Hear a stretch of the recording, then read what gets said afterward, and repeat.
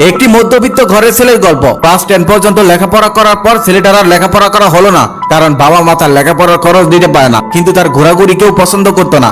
বাবা মা, আত্মীয় স্বজন, প্রতিবেশী সবাই খারাপ চোখে দেখতো। এভাবে কেটে গেল কয়েকদিন। তারপর সে সহ্য করতে না পেরে চলে গেলেন শহরে। সেখানে গিয়ে চাকরি খুঁজতে খুঁজতে একটি চাকরিও পেয়ে গেল। বেতন 7,000 টাকা, 1500 টাকা বাসা ভাড়া, 3,000 টাকা খাওয়া, 1,000 টাকা হাত খরচ, বাকি থাকে 1500 টাকা। সেই 1500 টাকা সে বাবা মার কাছে পাঠিয়ে দিত। কিন্তু সেই 1500 টাকা নিয়ে বাবা মা সন্তুষ্ট ছিল না, কারণ গ্রামের মানুষ মনে করে ঢাকা মানেই প্রচুর টাকা। এভাবেই চলতেছিল। একদিন সে 10 টাকা দিয়ে একটা লটারির টিকিট কিনে। ভাগ্যক্রমে সেই লটারির প্রথম পুরস্কারটা ছেলেটা পেয়ে যায়, 1 কোটি টাকা। তারপর সে চিন্তা করে সে আর শহরে চাকরি করবে না, গ্রামে যাবে, একটা ব্যবসা করবে আর সবার সাথেই সুখে শান্তিতে দিন কাটাবে। এইভাবে সে বাড়িতে চলে গেল। বাড়িতে যাওয়ার পর সে চিন্তা করলো যে প্রথমেই আমি আমার টাকার কথা বলবো না। তারপর বাড়িতে গিয়ে তার বাবা জিজ্ঞেস করলো, কি রে হঠাৎ চলে আসলি? সে বলল, আমার চাকরিটা চলে গেছে, তাই চলে এসেছি। এই কথাটা শুনে সবাই মুখ কালা করে রাখলো। বাবা বলল, আরেকটা চাকরি খুঁজে নিলে পারতি, বাড়িতে চলে আসতে হলো কেন? তারপর সে বন্ধু বান্ধবের কাছে গেল। বন্ধু বান্ধব বলল, অনেক দিন পর শহর থেকে এসেছিস, কি খাওয়াবে বল? কিন্তু সে বলল, না রে,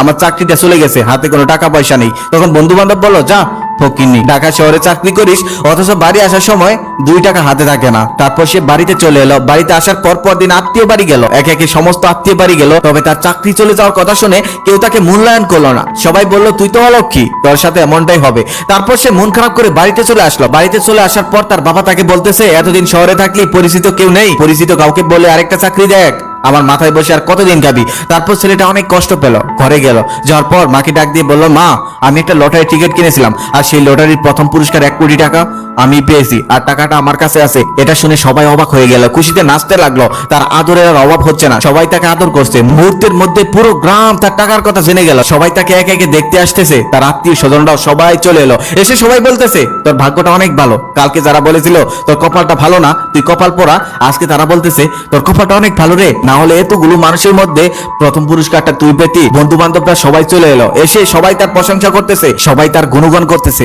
তখন ছেলেটা বলতেছে, তোমাদের ভালোবাসাগুলো আজ আমার কাছে ভালো লাগছে না, আমার কাছে কেন যেন বিষের মতো লাগছে। কারণ যে মানুষগুলো কালকে আমার সাথে এমন আচরণ করলো, সেই মানুষগুলো আজকে আমার সাথে এত সুন্দর আচরণ করছে। আমি মনে করতেছি আজকে তোমরা যেই ভালোবাসাটা আমাকে দিচ্ছ, সেই ভালোবাসাটা আমার না, সেই ভালোবাসাটা আসলে টাকার। তারপর ছেলেটা তার বাবাকে ডাক দিয়ে বলল, এই নাও টাকার বস্তা, আমি চিন্তা করেছিলাম এই টাকাগুলো দিয়ে গ্রামে একটা ব্যবসা করব আর সবার সাথে মিলেমিশে থাকবো, কিন্তু এমনটা হলো না। কিন্তু পরিবার, বন্ধু বান্ধব, আত্মীয় স্বজন সবাই আমাকে কষ্ট দিল। তোমরা তোমাদের ভালোবাসাটাকে রাখো, আমি বরং শহরে চলে যাই। আমার সেই 7,000 টাকার চাকরিটা এখনো আছে, আমি বরং সেটা নিয়েই ভালো থাকি। গল্পটা কাল্পনিক হলেও প্রত্যেকটা মধ্যবিত্ত ছেলের জীবনে চাকরি না পাওয়ার জন্য এমনটা হয়। তবে একটা সময় চাকরিটা পেয়ে যায়, হয়তো লটারির টিকিটটা পাওয়া যায় না, তবে চাকরি না পাওয়ার জন্য বাড়ির মানুষ, বন্ধু বান্ধব